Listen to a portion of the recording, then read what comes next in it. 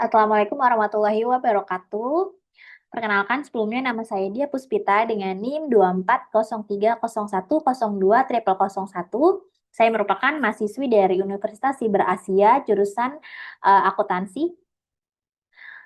Video presentasi kali ini dibuat untuk memenuhi pengambilan nilai UAS mata kuliah akuntansi sektor publik dengan dosen pengampu Bapak Abdurrahman SEMAK. Video ini akan membahas mengenai analisis regulasi dalam akuntansi sektor publik. Baik, pembahasan pertama mengenai latar belakang.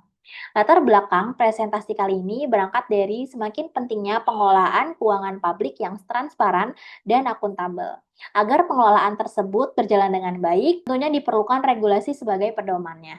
Nah, di Indonesia sendiri sudah ada berbagai aturan yang mengatur pengelolaan keuangan negara, seperti UU nomor 17 tahun 2003, UU nomor 1 tahun 2004, dan juga standar akuntansi pemerintahan.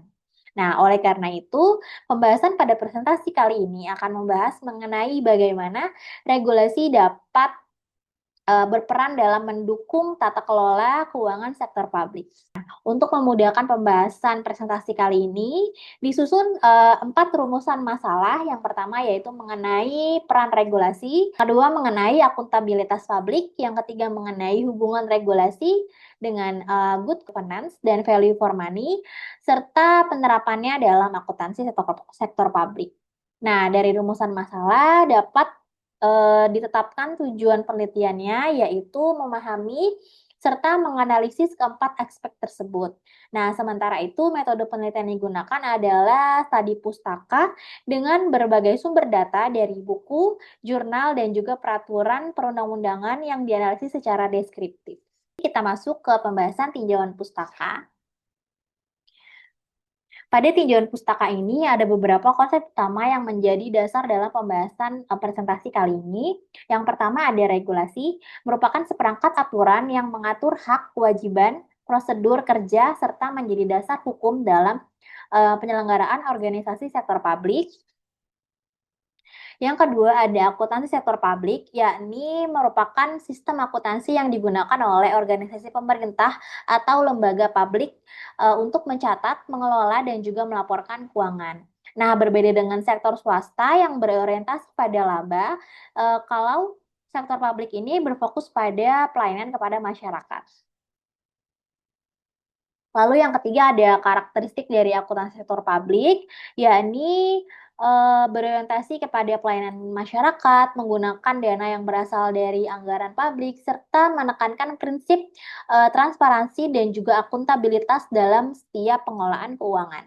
Yang terakhir adalah dasar hukumnya. Pelaksanaan akuntansi sektor publik ini didukung oleh berbagai regulasi seperti Undang-Undang Nomor 17 Tahun 2003 tentang Keuangan Negara, lalu Undang-Undang Nomor 1 Tahun 2004 tentang Pemeliharaan Negara, serta standar akuntansi pemerintahan atau SAP yang menjadi pedoman dalam penyusunan laporan keuangan pemerintah.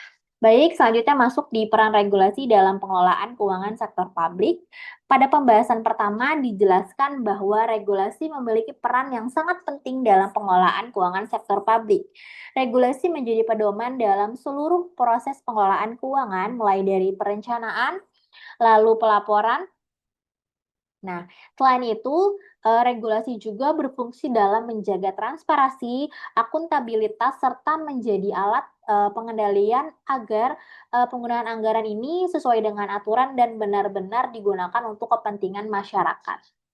Nah, regulasi sendiri menjadi dasar terciptanya akuntabilitas publik. Nah, artinya setiap penggunaan anggaran harus dapat dipertanggungjawabkan.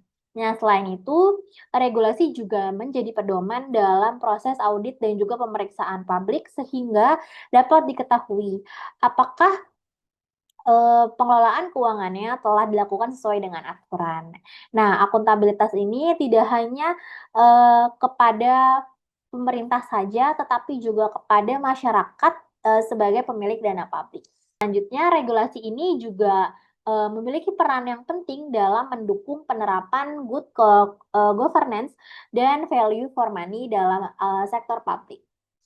Pada konsep good governance, regulasi menjadi pedoman agar penyelenggaraan pemerintahan berjalan secara transparan, akuntabel, melibatkan partisipasi masyarakat, serta menjunjung tinggi supremasi hukum. Nah, dengan adanya regulasi, maka setiap kebijakan penggunaan anggaran memiliki dasar hukum yang jelas dan juga dapat dipertanggungjawabkan.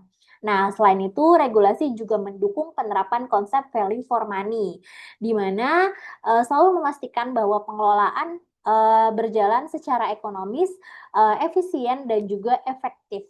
Jadi, pemerintah ini tidak hanya dituntut menggunakan anggaran sesuai aturan saja, tetapi juga harus menghasilkan manfaat yang optimal bagi masyarakat. Nah, dengan demikian dapat disimpulkan bahwa regulasi bukan hanya berfungsi sebagai aturan saja, tetapi juga sebagai pedoman agar pengelolaan keuangan sektor publik dapat berjalan dengan baik, transparan, dan juga memberikan manfaat sebesar-besarnya bagi masyarakat. Meskipun regulasi sendiri telah disusun dengan baik, implementasinya seringkali menghadapi beberapa tantangan. Tantangan tersebut meliputi keterbatasan kompetensi sumber daya manusia, lalu lemahnya sistem pengawasan internal, lalu masih adanya penyalahgunaan wewenang, serta belum meratanya kesiapan teknologi di berbagai instansi. Oleh karena itu, keberhasilan regulasi tidak hanya bergantung kepada aturan yang dibuat, tetapi juga bagaimana kualitas pelaksanaannya. Baik, dapat ditarik kesimpulan bahwa regulasi dalam akuntansi sektor publik merupakan landasan utama dalam mengatur seluruh proses pengelolaan keuangan organisasi publik, mulai dari perencanaan anggaran, pelaksanaan kegiatan, pelaporan keuangan, hingga proses pengawasannya. Nah, keberadaan regulasi sendiri tidak hanya memastikan pengelolaan keuangan dilakukan secara tertib, transparan, dan akuntabel, tetapi juga mendukung penerapan good governance serta prinsip value for money.